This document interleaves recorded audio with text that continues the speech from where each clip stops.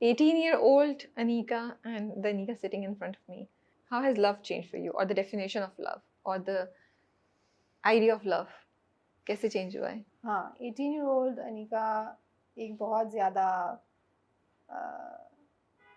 I think dramatic और fake deep type लड़की थी जो बहुत गुमसुम रहती थी और बहुत सीरियस रहती थी और मोहब्बत के मामले में बहुत ज़्यादा आई थिंक दिल जला हुआ होता था मेरा।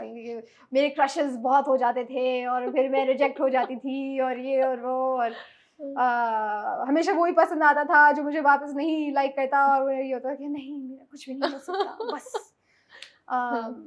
लेकिन अब आई थिंक मेरी जो मोहब्बत को और लव को लेके जो परसेप्शन है वो ये है कि I think it's more on the spiritual side कि Really? How?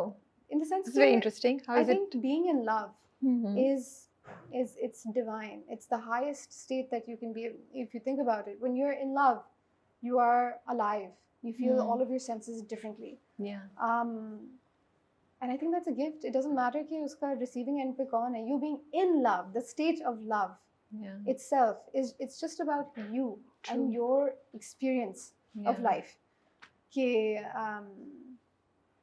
it doesn't matter कि आपके आगे कौन है.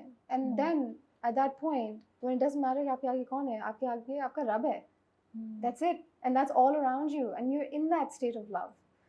So I think when you find someone to love, that's just an expression of a greater divine entity. क्या 2-3 चीजें हैं जो आप देखना चाहेंगी अपने लाइफ पार्टनर में? अल्लाह इतनी हंसी से ना I am feeling so conscious कि मेरा सवाल बहुत पिटा हुआ था शायद। मैं रिफ्रेज कर दूं अनीका? नहीं बहुत अच्छा आपने फ्रेज किया ये सवाल। लेकिन मेरा पता इस तरफ रुझान जाता ही नहीं है। तो चलें अब सोच लें। हाँ चलें मैं जाने नहीं देंगे हम ऐसे। हम हर तरह से घेर के रखेंगे। मैं आपको ऑनेस्ट अच्छा वो इंसान वैसे मतलब ये मुझे ना बड़े मजे की बात लगती है जब आप आर्टिस्ट लोग ऐसे आके बात करते हैं मुझसे। इतना अच्छा जवाब दिया जिसने मोहब्बत की डेफिनेशन का। You guys agree with me right? Comments में जवाब दीजिएगा। इतना खूबसूरत जवाब दिया एंड आई एम थिंकिंग कि wow this is a very good idea you know this is really something I never thought of. She is telling me that उस तरफ रुझान नहीं जाता। क्लैरिटी होगी, क्लैरिटी होगी। अभी आप बोलेंगी ना तो आपको क्लैरिटी आना शुरू हो जाएगी कि that I would like that person to be this. क्या ही बताऊं। चलिए लुक्स होनी चाहिए, मैं आसान कर देती हूँ। लुक्स, सेंस ऑफ ह्यूमर होनी चाहिए, गाना गाना आता हो। मैं सुपरफिशियल थोड़ी सी बातें कर रही हूँ। मैं वही सोच रही हूँ। अच्छा okay let me actually think in real time instead of giving a late night show answer. I think खुद के साथ इन टच होना बहुत ज़रूरी है।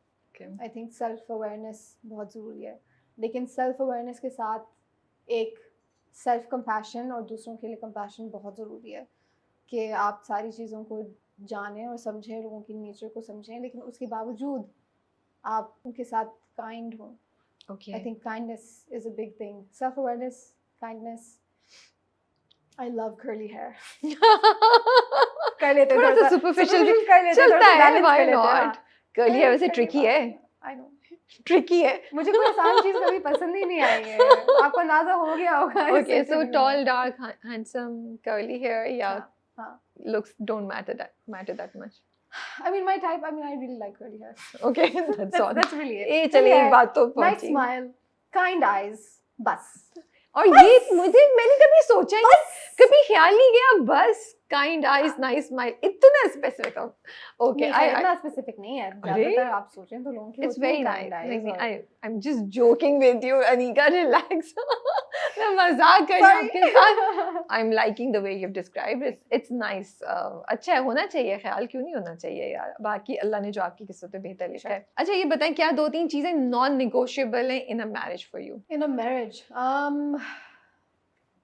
आई थिंक कि कभी भी एक कॉन्फ्लिक्ट के बाद उसे रिजॉल्व किए बगैर सोना नहीं चाहिए। Okay. You should not let one night pass before an issue has happened. एक तो ये, दूसरा ये कि you have to be on each other's team, जो कि बहुत लगता है कि बहुत सिंपल सी बात है, लेकिन नहीं है। वो हर किसी की टीम पे होते हैं, अपने पार्टनर की टीम पे नहीं होते यार. ट्रू, सही कह रही हैं. So I think it's very important that you should be each other's biggest support. Okay. और the third thing I would say is कि आप दूसरों की मुदाखलत को tolerate नहीं करें अपनी ज़िंदगी में, अपनी marriage में, especially in-laws and like friends. Yeah. ये बताएं, as a female young actor आपको लगा है या आपने किया है कि मुझे अपने गिर्द एक बाउंड्री रखनी है, सर्टेन चीज़ें रखनी है सो दैट कोई भी मेरा फ़ायदा नहीं उठा सके जाने अनजाने में, या एक हो कि नहीं भाई we can't mess with her? I'll be honest, as an actor, and I'm sure बहुत सारी actresses ने फील भी किया होगा, एक्सपीरियंस भी किया होगा, आपको खुद को कंडक्ट करने का ना एक बहुत स्पेसिफिक तरीका होता है. कि ये हाँ कोई ये ना समझे कि मैं कुछ कह सकूं, और अगर जब कोई कह भी दे कुछ तो किस तरह से ऑपरेट करना है. क्योंकि पता है हमारे ड्रामों में जब दिखाते हैं एक स्ट्रॉन्ग इंडिपेंडेंट लड़की को, वो बहुत मार धाड़ वाला दिखाते हैं कि वो फौरन चप्पल उतार के, मैंने किया भी ऐसा रोल, मजा आया था मुझे, लेकिन वो चप्पल मार रही होती है बंदे को and that's it. You have to be very strategic in these situations, especially when it comes to a person in power. Like for example, like someone in production who's maybe being weird with you or trying to become a bit friendly with you. तो खुद को manoeuvre करने की बहुत tactics होते हैं जो सीखना पड़ते हैं.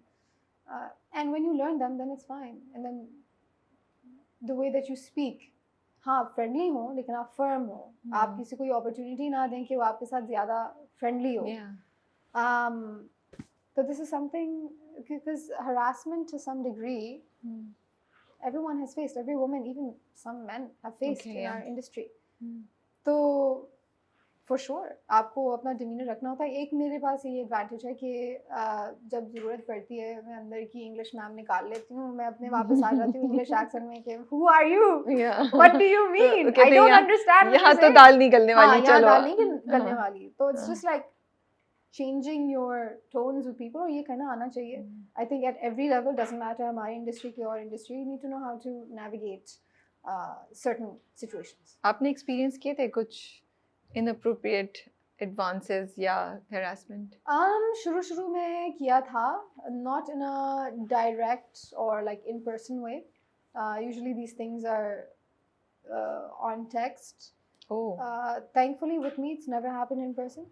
लेकिन on text वही like late night messages या इस type की चीज़ें हैं, थोड़ी सी leading messages. तो मेरा इसमें होता है कि या तो मैं ignore करती हूँ, I act like it didn't happen, या तो मैं call out करती हूँ कि भाई don't do that.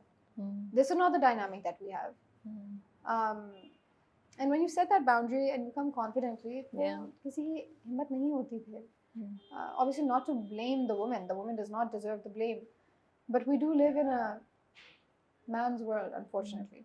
तो आपको खुद को देखना होता है. तो जब आपने किया तो दूसरी तरफ से रिस्पॉन्स सही आया था? हाँ, they were okay. हाँ, सही सीधे हो गए. Okay, ठीक है, सीधे हो गए, because और कर भी क्या सकते हैं. I think अब तो हम ज़्यादा बदतमीजी करें या बिल्कुल कांटेक्ट खत्म कर दें या और प्रॉब्लम्स क्रिएट करें अगर if they're involved with the work that you are doing directly. I think थोड़ा सा अब लोग में इन मर्दों में खौफ आ गया है थोड़ा सा, क्योंकि उनको पता है कि वो सोशल मीडिया पे एक्सपोज हो जाएंगे. और टेक्स्ट पे तो वो एविडेंस होती है for all those people who are thinking anything like that. Exactly. Social media पे तो it's very hard to get away now.